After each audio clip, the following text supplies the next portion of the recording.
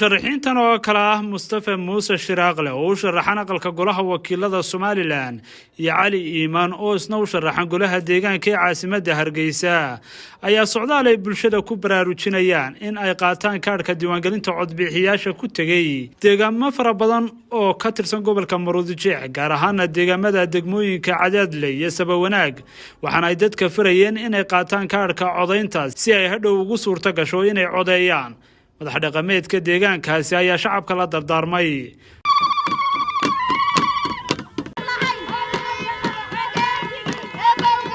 ujeedada u horeysa oo u socda waxa weeye in ay soo socoto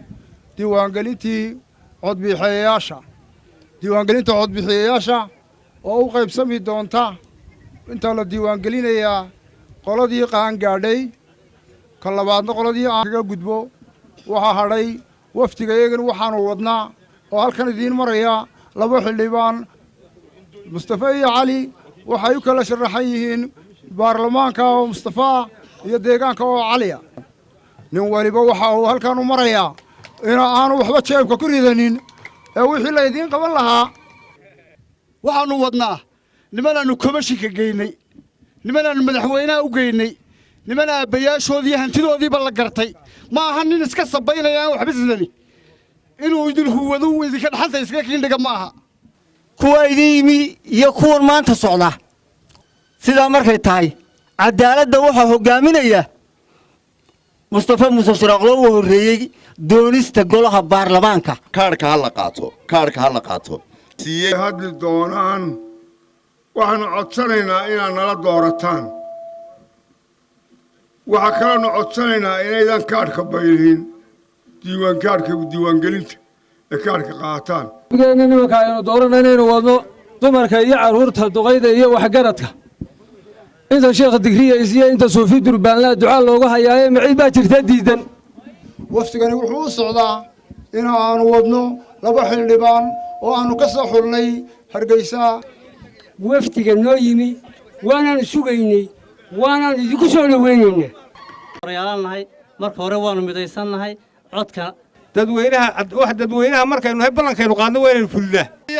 waxay naga doonayeen waa jiritaankeenna iyo magaceenna iyo horumarkeenna aynu kaga mid noqonayno jamhuuriyadda Somaliland ahmiyadda ugu weyn ee la doonayaa waxa ay tahay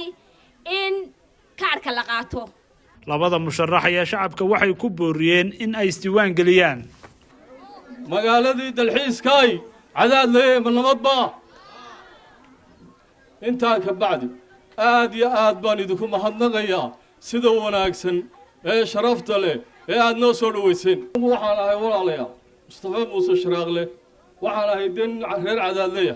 oo dhan walba ka ah dhan walba waan ka ahay anigu reer Cadaadle walaalayaal waxaan idin leeyahay haddii Ilaahay bismillaahi kariim uu noo soo saaro oo aanu gaadhna halkaa waxaan deenahay ciidii barbar istaagan ee mar walba wax qabadka ka shaqeyn doonta degmada